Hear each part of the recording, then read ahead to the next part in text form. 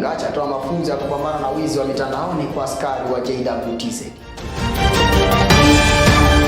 Bara la Afrika lashauriwa kupunguza utegemezi wa misaada kutoka kwa mataifa yaliyoendelea. Na katika michezo na burudani, Kichangani FC yaiburuza timu ya Bwawan FC katika mchezo wa kirafiki uliopigwa katika viwanja vya Kigonzile.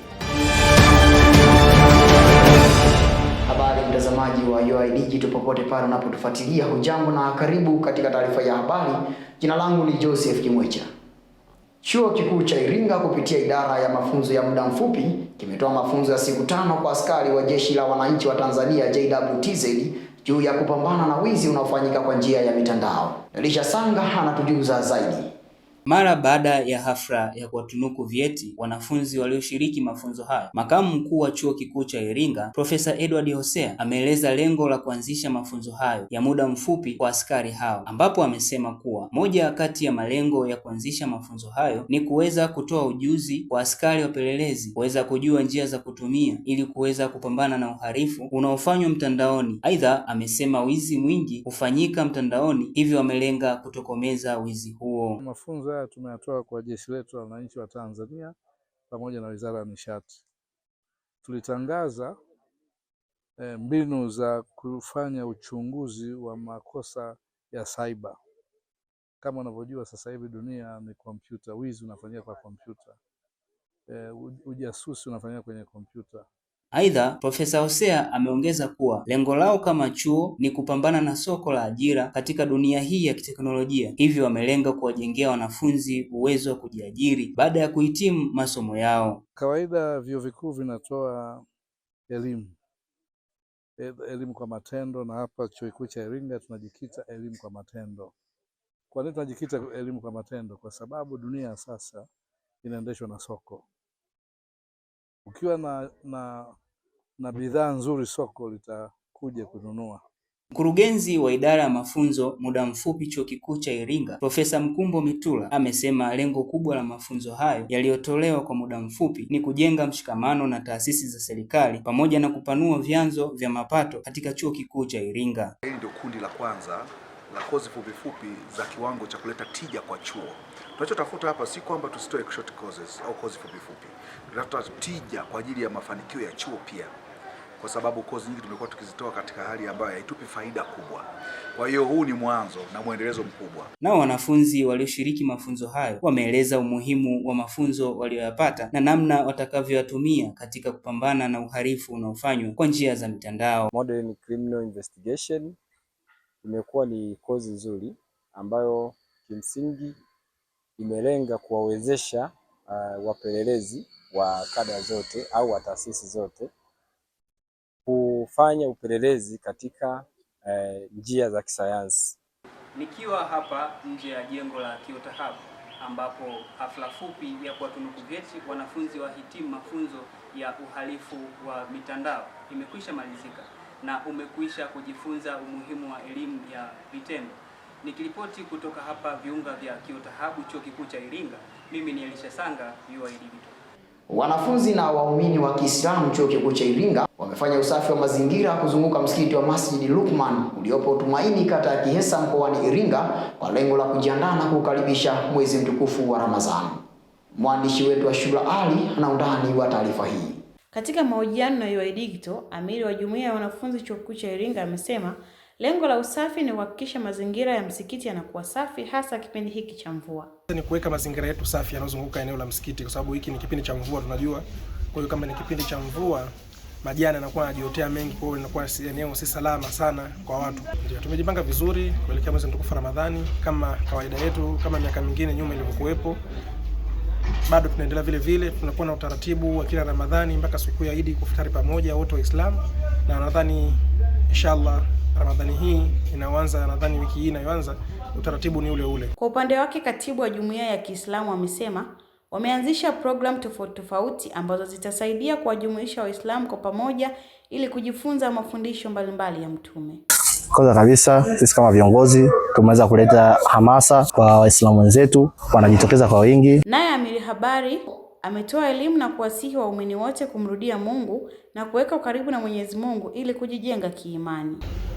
wajikurubishe sana kwa Mwenyezi Mungu, wakaribie kwa Mwenyezi Mungu, na pia waweze kufanya ibada na kusoma Qur'ani, kwa sababu ni neema moja wapo wanaweza kupata. Wanaweka ukaribu na Mwenyezi Mungu. Tunaamini Mwenyezi Mungu anatuona na anatusimamia. Waumini wametoa maoni yao kuelekea mwezi mtukufu wa Ramadhani. Tutakazi kwa wingi kuja kufuturu msikitini kama tunavyotulisha siku zote miaka yote, na pia wafunge sababu ni sunna na ni imani ya dini ya Kiislamu. Hapa ni Masjid Luqman ambako wanafunzi na waumini mbalimbali wamekutana kwa ajili ya kufanya usafi na kufanya maandalizi ya kukaribisha mwezi mtukufu wa Ramadhani. Nikiripoti kutoka hapa Tumaini, mimi ni Ashura Ali wa UoI Digital. Asante sana Ashura kwa habari hiyo. Taarifa yake Ashura inatukamilishia habari za kitaifa. Tupate mapumziko mafupi, tukirejea ni wasaa wa habari za kimataifa zitakazoletwa kwako na Simon Masolwa. Nikusi, endelea kuwa nasi. Mwenyekiti wa Jumuiya ya Afrika AU anayemaliza muda wake, ambaye ni rais wa Angola Bwana Joao Lourenço, amesema mkutano huu wa siku mbili umejikita zaidi katika kutafuta suluhu za kudumu na kumaliza migogoro barani Afrika, hasa nchini DRC. Mkutano huo wa 39 wa Umoja wa Afrika AU unayoendelea mjini Addis Ababa nchini Ethiopia, wenye kauli mbiu isemayo maji na usafi wa mazingira. Bara la Afrika lenye watu zaidi ya bilioni 1.4 umejikita pia katika kupambana na majanga ya binadamu kufuatia kupunguzwa kwa msaada kutoka kwa washiriki wa kimataifa kama vile Marekani. Suala la maji kama rasilimali muhimu ndio mada rasmi ya mkutano wa mwaka huu. Akihutubia mkutano wa baraza la wiki hii, mwenyekiti wa halmashauri ya Umoja wa Afrika Mahamud Ali alisisitiza umuhimu wa rasilimali hiyo. Na katika mkutano huo Burundi imepangiwa kuchukua nafasi ya wenyekiti, huku Rais Evariste Ndayishimiye akiteuliwa kuwa mwenyekiti wa AU kwa mwaka 2026. Shukrani sana Simon kwa habari hiyo. Mtazamaji, hii ni taarifa ya habari kutoka hapa UoI Digital. Tuungane na Samuel Ngolo katika habari za biashara na uchumi.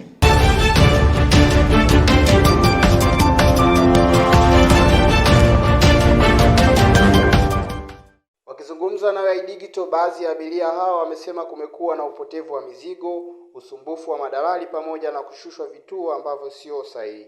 Mojawapo kwamba kuna udalali mwingi. Kama utakuwa Dar es Salaam, lakini hela inapanda zaidi kutokana unatoa huyu kidogo mpaka waje kufikia upate tiketi. Maana nimefuata hela kwa babu akasema abiria watoni na mfuata toni uchelewaji wa magari. Ananiambia nimepakia kama sasa hivi kata tiketi muda mrefu na gari liko hapo tunakuja atakuja mpaka kishaka dakika 30.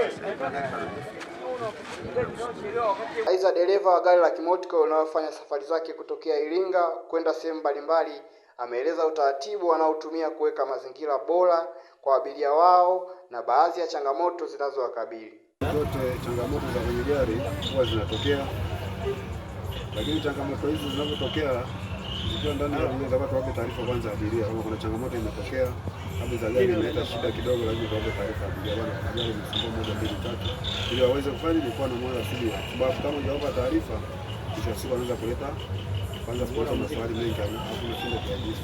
Naye wakala anayeshughulika na mabasi yaendayo mikoani ametoa ufafanuzi juu ya changamoto ya mazingira ya kazi yao, kwani baadhi ya mawakala wa mabasi mengine si waaminifu kwa abiria wao.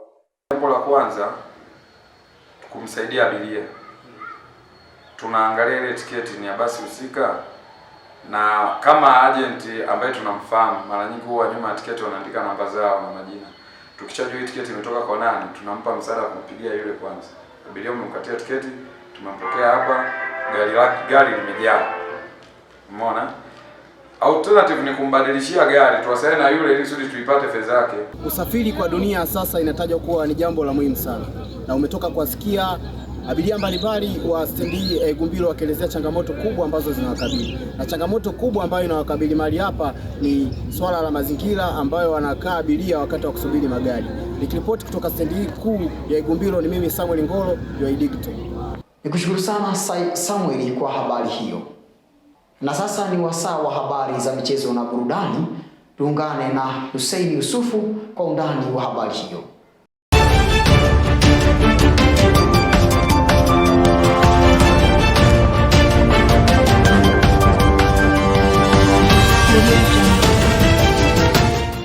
Timu ya Kichangani FC imepata ushindi wa magoli 3-1 dhidi ya Bwawani FC kwenye mchezo wa kirafiki uliochezwa kwenye uwanja wa Kigonzile. Baada ya mchezo huo kumalizika, makocha wa pande zote mbili wametoa maoni yao kuhusiana na mchezo huo pamoja na hali ya mchezo huo. Kwa upande wa kocha wa Kichangani FC, ameeleza siri ya ushindi walioupata katika mchezo huo dhidi ya wapinzani wao. Nafikiri kwanza striker zao tumeangalia zilikuwa sio striker ambazo za kuweza kupambana, pia midfield zao ni midfield ambazo zinapoa katika maana zilikuwa muda unaanza, kadri unapozidi kwenda unazidi kudrop. Basi mwisho siku timu yangu imepambana, tumepata matokeo yaliokuwa sahihi. Naye kocha wa Bwawani FC ameeleza baadhi ya sababu zilizosababisha mpaka kupoteza mchezo huo mbele ya Kichangani FC.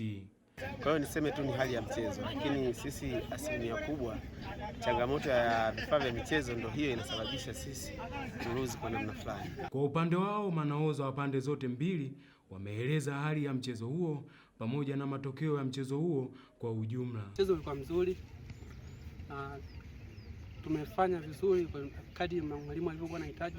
Katika kipindi cha kwanza tumefanya makosa ndio kufungwa, lakini kipindi cha kwanza hicho tukafanya mabadiliko, tukasawazisha, tukarudi kipindi cha pili tukaongeza goli hilo. Kiukweli mechi ilikuwa nzuri, ile isipokuwa kidogo tu refari alikuwa na changamoto 2-3, japokuwa sio refari kamili, lakini hivyo tu.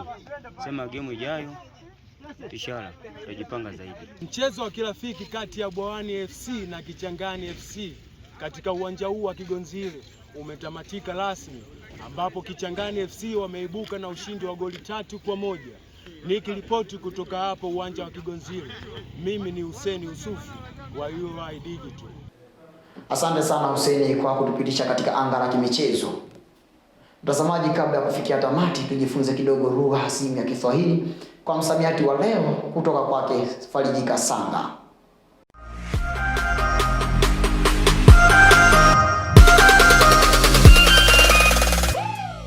Mtazamaji wa UoI Digital, chaneli yetu haichoki kukuletea misamiati mipya kila siku za wiki kuanzia Jumatatu mpaka Ijumaa. Na leo tumekuandalia msamiati wa neno ndalile. Je, unaelewa nini ukisikia msamiati wa neno ndalile? Twende tukatizame baadhi ya wanafunzi wa Chuo Kikuu cha Iringa, wao wanaelewa nini kuhusu msamiati wa leo. Vipi ukisikia neno ndalile, wewe unaelewa nini? Neno ndalile ni kuzunguka kukwepa jambo la msingi. Unaweza ukatunga sentensi kupitia neno ndalile? Sentensi ni kama ni mfano, ndalile ya jambazi ilimfanya kukwepa nini? Maneno ya polisi.